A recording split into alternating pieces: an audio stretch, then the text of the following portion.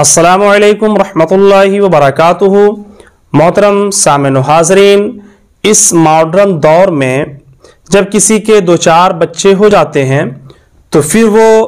अब सोचता यह है कि हम इससे ज़्यादा बच्चे ना करें, और वो उसके लिए कोई नसबंदी करा लेता है, कोई दवाओं के ज़रिए प्रेगनेंसी को कंट्रोल कर लेता है, या निरोध वगैरह का लोग इस्तेमाल कर लेते हैं। हालांकि आक़ाए दो आलम सल्लल्लाहु तआला अलैहि वसल्लम इरशाद फरमाते हैं कि तुम लोग ऐसी औरतों से शादी करो जो ज़्यादा बच्चे जन्म देने वाली हो,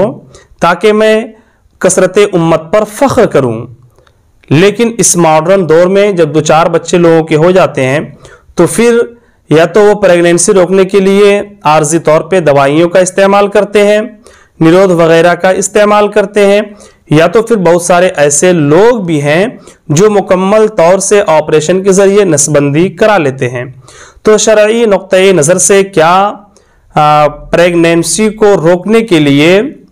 यानी हमल को रोकने के लिए क्या दवा वगैरह का इस्तेमाल कर सकते हैं या नहीं, निरोध का इस्तेमाल कर सकते हैं या नहीं। तो मोहतरम सामिन व हाज़रीन, आज हम इसकी पूरी तहकीक और पूरा डिटेल हम आपके सामने रखेंगे। लेकिन इससे पहले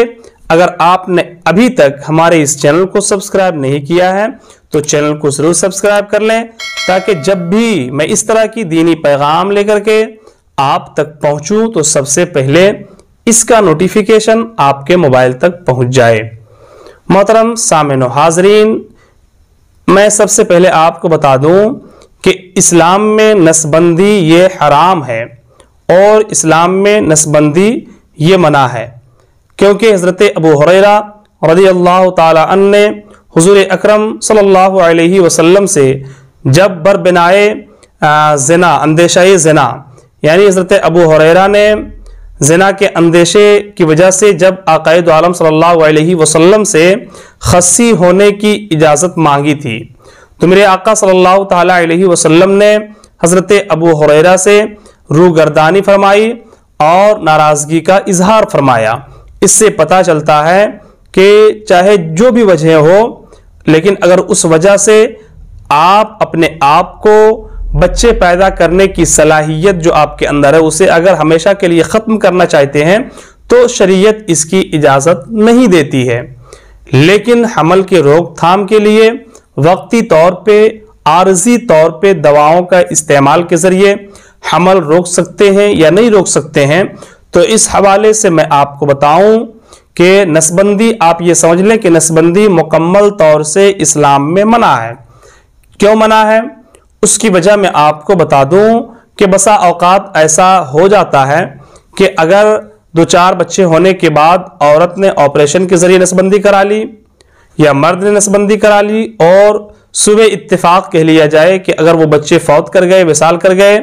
तो फिर दोबारा वो बच्चे पैदा करने की सलाहियत जब उसमें अब नहीं रह गई है तो फिर ऐसे जोड़े बच्चों से महरूम हो जाएंगे।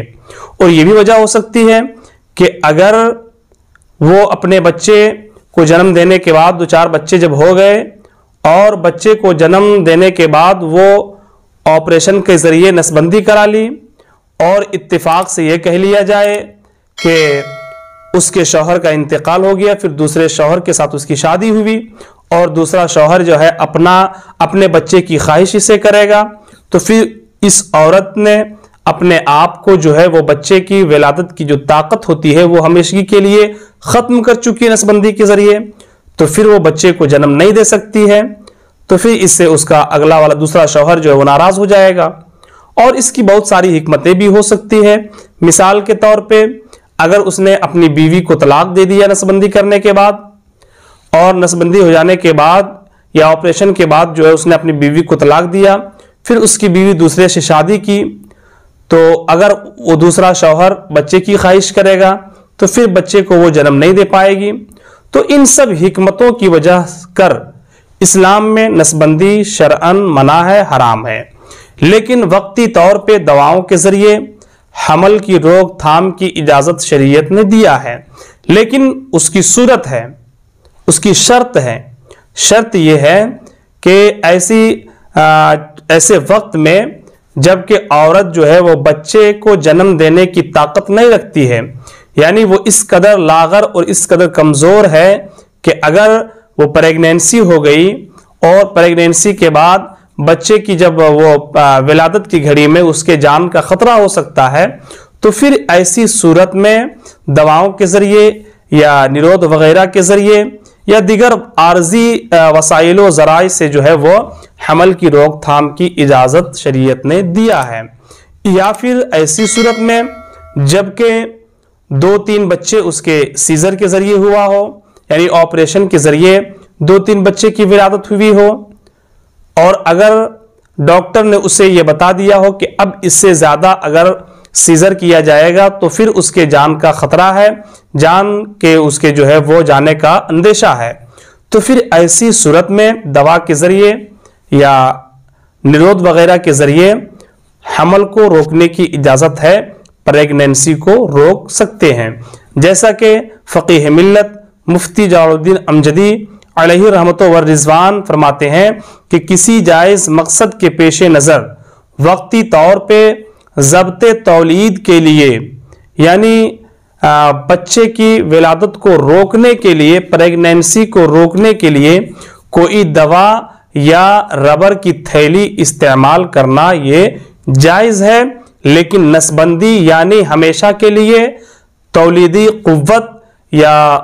جو ہے وہ تولیدی طاقت کو ختم کر دینا یہ منع ہے۔ لیکن اگر آپ جو ہے کسی عذر کے بنا پہ اگر آپ دوا کا استعمال کر رہے ہیں تاکہ پریگنینسی نہ ہو، یا نرود یعنی ربر کی تھیلی استعمال کر رہے ہیں تاکہ پریگنینسی نہ ہو، تو پھر یہ جائز ہے، اس میں کوئی حرج کی بات نہیں ہے، لیکن نسبندی یہ شرعاً حرام ہے۔ محترم سامعین و حاضرین، ہمیں امید ہے کہ آپ ہماری ان پوری باتوں کو سمجھ گئے ہوں گے۔ پھر بھی اگر ڈاؤٹ ہو، کوئی شک ہو تو آپ ہمیں ضرور بتائیں۔ السلام علیکم ورحمۃ اللہ وبرکاتہ۔